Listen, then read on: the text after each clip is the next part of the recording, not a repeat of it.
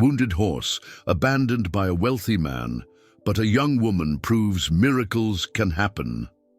Before the story begins, if you like our channel, subscribe to help us reach 1,000 subscribers.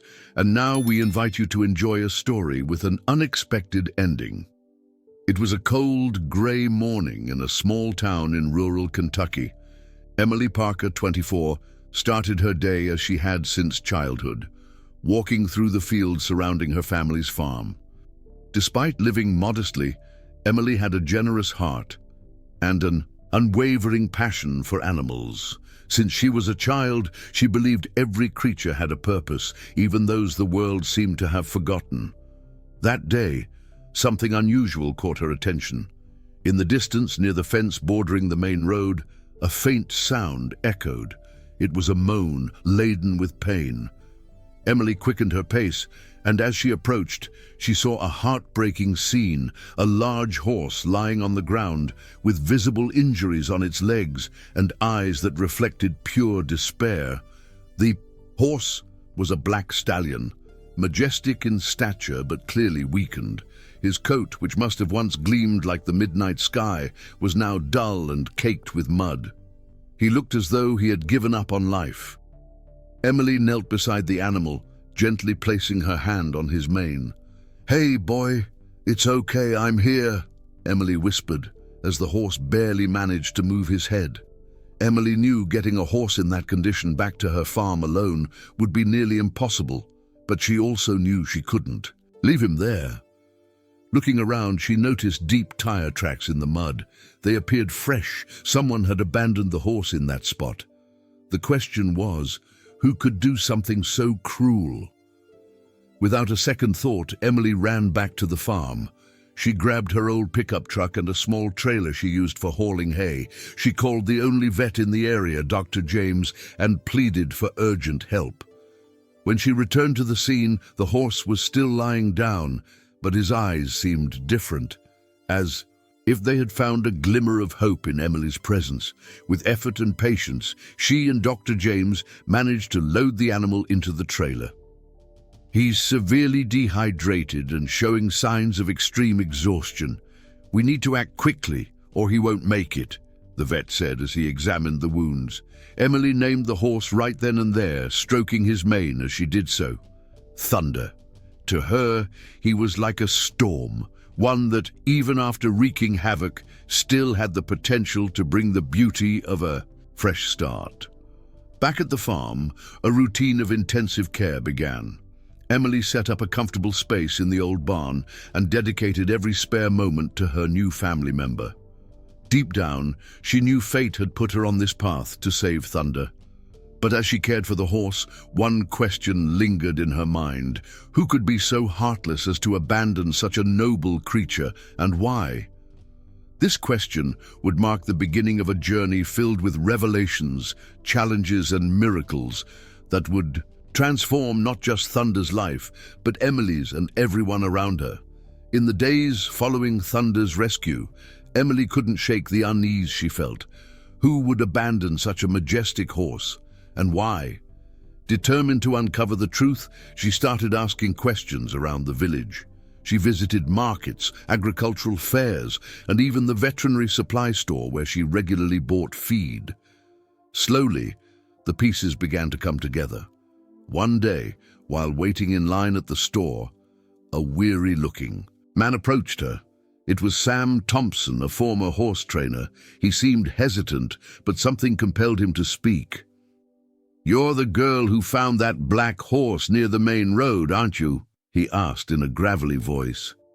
Emily nodded.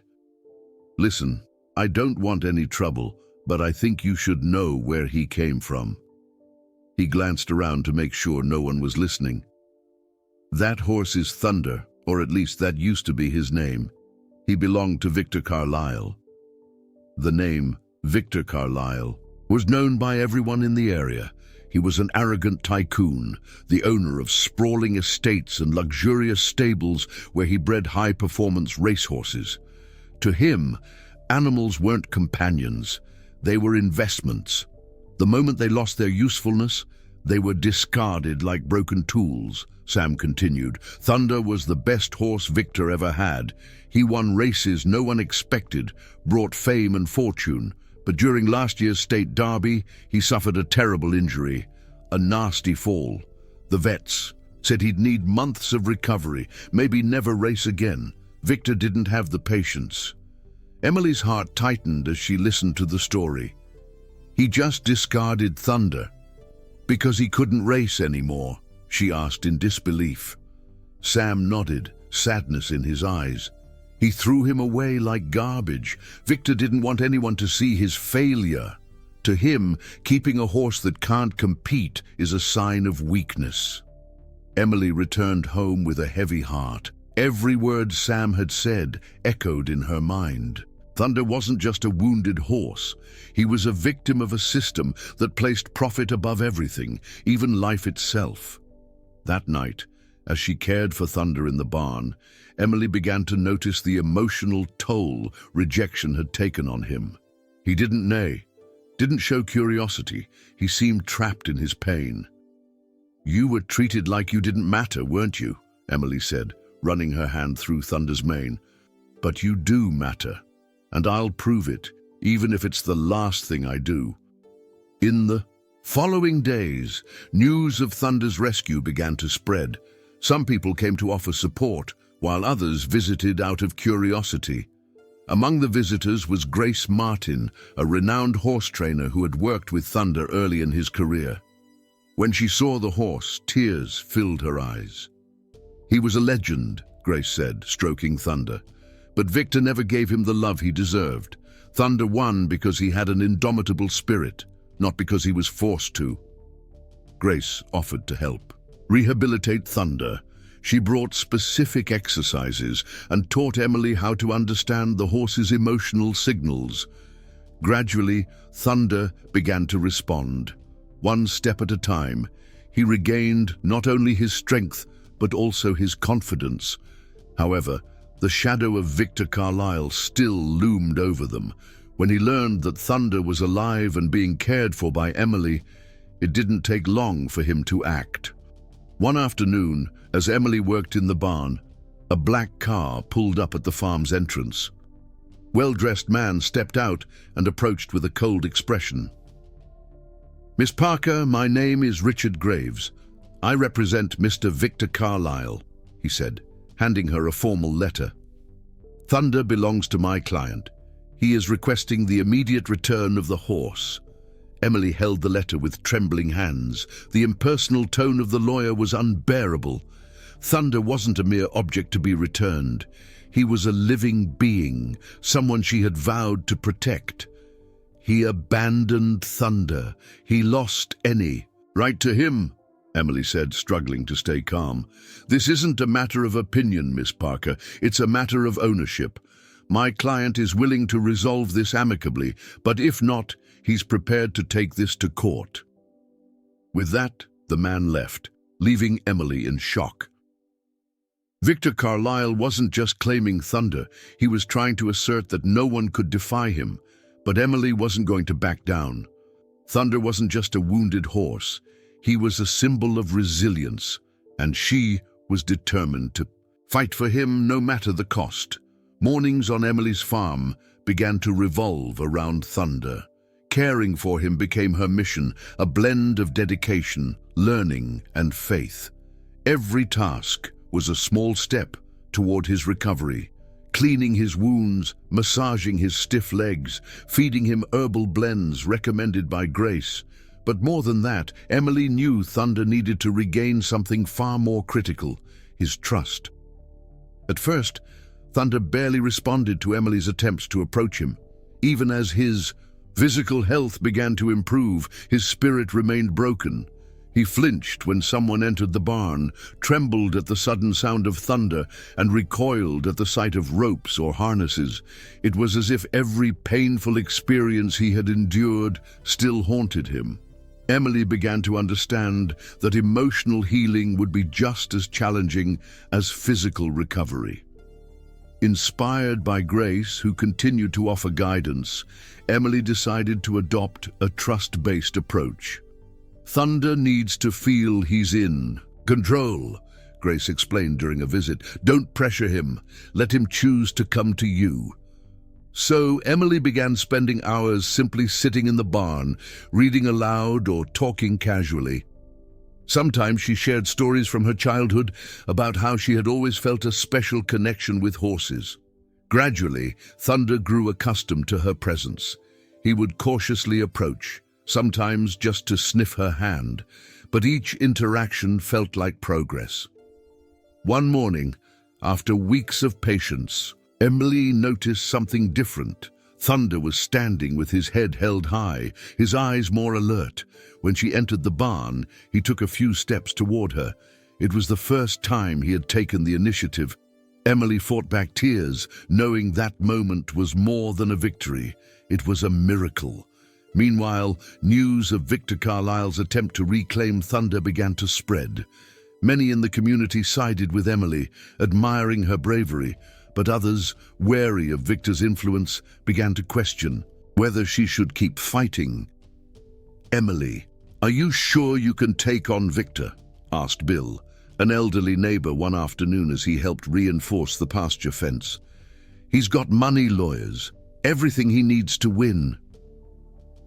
Emily sighed. "I know he's powerful, Bill, but Thunder deserves more than to be treated like a possession. If I give up, what does that say about us as a community?" Her words began to resonate with the townsfolk.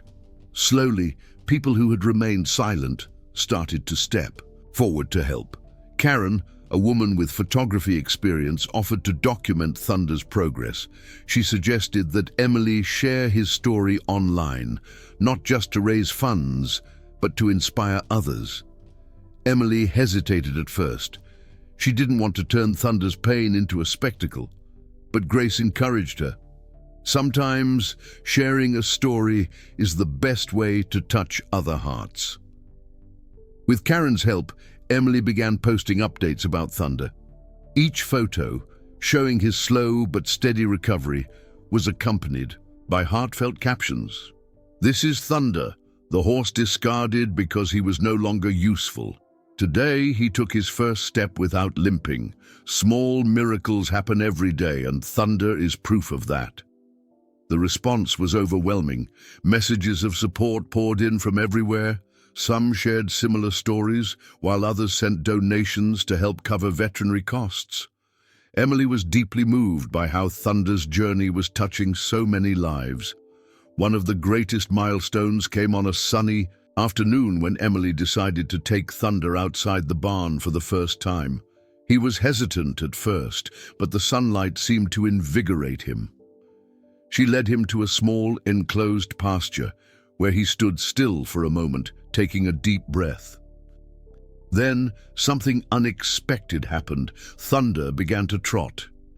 It wasn't fast or graceful like before, but it was a movement filled with strength and determination. Emily stood frozen, her hands covering her mouth, tears streaming down her face. "He's coming back, Grace," she called out, as the trainer watched from nearby. "I told you, he just needed time and someone to believe in him." Thunder began to transform from the inside out. His coat regained its shine, and the light returned to his once dull eyes. But more than that, he had reconnected with his essence. He wasn't just a wounded horse, he was a survivor. But the calm didn't last long. One morning, as Emily cleaned the barn, she heard the crunch of tires on gravel. It was Victor, Carlile. This time, he didn't send lawyers, he came in person. Victor was a tall man with an imposing posture and a cold gaze. As he entered the barn, his eyes landed on Thunder. "So this is where he's been," Victor said with a cynical smile. "Looks like you've done a good job nursing him back to health." Emily stood her ground, crossing her arms. "Thunder isn't yours. You abandoned him." Victor let out a dry laugh. "Abandoned? No. I decided he was no longer useful to me. But now that he's recovering, I think it's time to take him back." Emily felt her blood boil. "Thunder isn't a machine, Victor. He has a soul, and he deserves a better life than the one you gave him." Victor stepped closer, attempting to intimidate her. "Listen, girl, you don't know who you're dealing with. I have resources you can't even imagine. Hand over the horse now, and maybe I won't ruin your life in court." But Emily didn't waver. She looked him straight in the eye and replied, "Thunder is more than a horse. He's a symbol of what you'll never have, humanity." Victor stormed off, furious, vowing to return. But in that moment, Emily knew that no matter what happened, she would fight for Thunder until the very end. Victor Carlile was not a man accustomed to hearing the word no. Emily's rejection was a blow to his ego, and he was determined to make her an example to anyone who dared defy him. In the days following his visit, Emily received an official summons. Victor had filed a lawsuit, demanding Thunder's return, claiming legal ownership of the horse. The news of the lawsuit spread quickly through the small town. While some believed Emily stood no chance against Victor's wealth and influence, others rallied around her in support. Friends, neighbors, and even strangers began showing up at the farm, offering words of encouragement, food, and financial help. Despite the outpouring of support, Emily felt the weight of the battle ahead. "I won't let Thunder go back to that man," she said one evening, stroking the horse's mane. "But the truth is, he has the resources to destroy everything I've built." Grace, standing beside her, placed a reassuring hand on her shoulder. "You're not alone in this. Thunder has already touched so many lives. We'll fight together." On the morning of the first hearing, the courthouse was packed. Victor arrived with a team of impeccably dressed lawyers, their confidence radiating from every stride. Emily, in contrast, stood with Dr. James, Grace, and a small group of supporters who had come to show solidarity. Victor's lawyer began with a cold, calculated opening statement. "Thunder is the legal property of Victor Carlile, purchased lawfully. He has records, contracts, and proof of ownership. Miss Parker has no legal grounds to retain this animal." When it was Emily's turn to speak, her hands trembled, but her voice was steady. "Thunder is not property. He was abandoned by the side of the road, injured and hopeless. Victor, Carlile didn't want to save Thunder. He wanted to discard him. If it weren't for me, he wouldn't be alive today." The judge listened carefully, but decided more evidence was needed before a final ruling. In the meantime, Thunder would remain in Emily's care. "It's only a matter of time before I win," Victor sneered as he passed her, a smug smile on his face. Back at the farm, Emily knew she needed more than courage to win.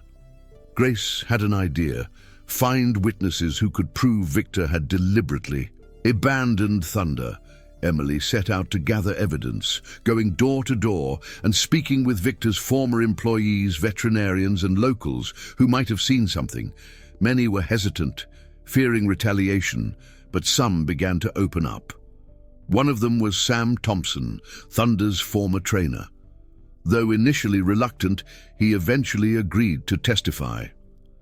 "I was there the day Victor decided to get rid of Thunder," Sam revealed. "He said it wasn't worth spending money on a horse that would never race again." Then came an unexpected breakthrough from Karen, the photographer. While reviewing old race photos, she found an image of Thunder from the day of his injury.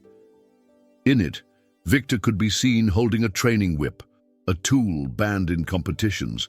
This could suggest that he had pushed Thunder beyond his limits.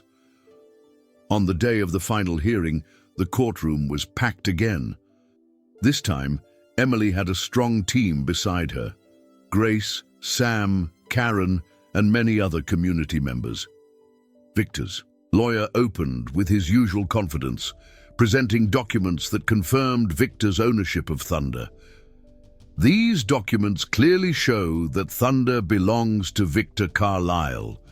The abandonment alleged by Miss Parker cannot be proven. Emily knew this was her moment to turn the tide. She called Sam to the stand. He recounted in detail how Victor had ordered Thunder to be disposed of after his injury. He said Thunder was a useless burden and that no one should know what happened. Sam testified, looking Victor squarely in the eye.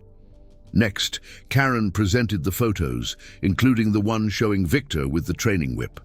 The courtroom buzzed with whispers. Finally, Emily made her closing statement. Thunder is more than just a horse. He represents every animal discarded when they no longer serve their owner's interests. He doesn't deserve to return to a place where he was treated with cruelty. He deserves love, respect, and the chance to live in peace. For the first time, Victor looked uncomfortable. His confident facade began to crack as the judge asked pointed questions. After hours of deliberation, the judge announced the decision. Based on the evidence presented, I find that Mr. Victor Carlile forfeited any rights to Thunder by deliberately abandoning him. The horse will remain in the care of Emily Parker. Furthermore, an investigation into Mr. Carlile's training practices will be opened. The courtroom erupted in applause. Emily felt an overwhelming wave of relief, tears streaming down her face. Thunder was officially hers, free from any threat. Victor stormed out in anger. But Emily knew the fight had gone beyond Thunder. She had shown that even the powerful could be held accountable for their actions. The sun rose over Emily's farm, but this wasn't just any day.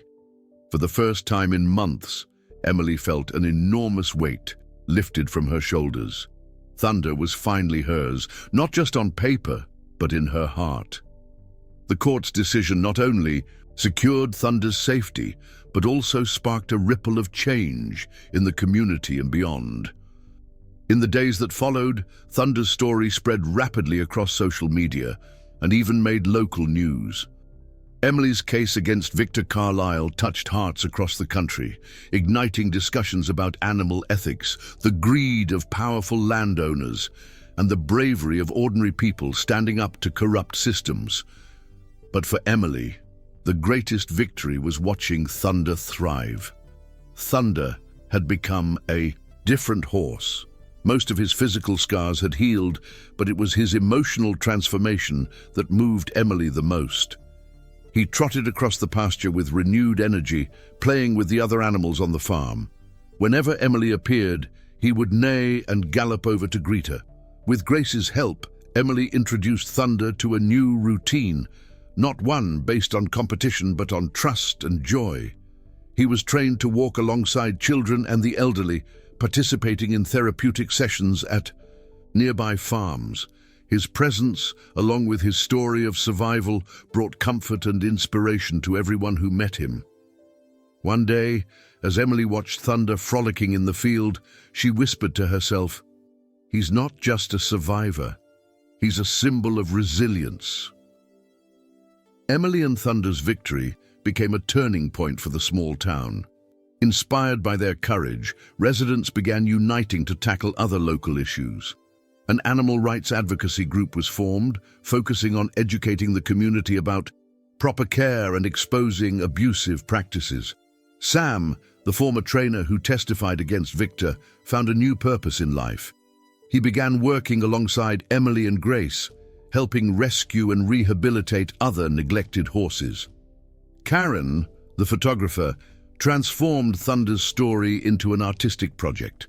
She created a traveling exhibit showcasing photos of Thunder before and after his recovery, paired with inspiring messages about empathy and perseverance. The exhibit gained recognition in other towns, further amplifying the impact of Thunder's story. Victor Carlile, on the other hand, faced the consequences of his actions. The investigation launched after the trial uncovered other unethical practices on his property. He was fined heavily, and his reputation was irreparably damaged, something no amount of money could restore. "He thought he was untouchable," Grace remarked one afternoon as she helped Emily organize the barn. "But now the world knows who he really is." A year later, Emily decided to host a special event at her farm called Thunder Day to celebrate the horse's recovery and thank the community for their support. Children ran through the fields, families took photos with Thunder, and Emily shared the story of the horse who had taught everyone the value of compassion. At the end of the event, Emily stood on a small makeshift stage to deliver a speech. "When I found Thunder, he was near death, abandoned and without hope. Many told me I couldn't save him, that he was a lost cause. But the truth is, Thunder saved me and all of us. He showed us that even in the face of abandonment and pain, there is still strength to fight, and there is still kindness in the world." The crowd erupted into applause, many wiping away tears, while Thunder neighed, as if he understood the celebration was for him. That evening, as the event wound down, Emily walked out to the pasture where Thunder was resting. She sat beside him, running her hand gently through his mane. "We did it, boy," she whispered. "Against all odds, we did it." Thunder lowered his head to her as if to respond. Emily knew their journey wasn't over. There were more horses to save, more stories to tell. But in that moment, everything felt at peace. The story of Emily and Thunder wasn't just about a wounded horse or a determined young woman. It was about how small acts, guided by love and courage, can create ripples of change that inspire an entire world.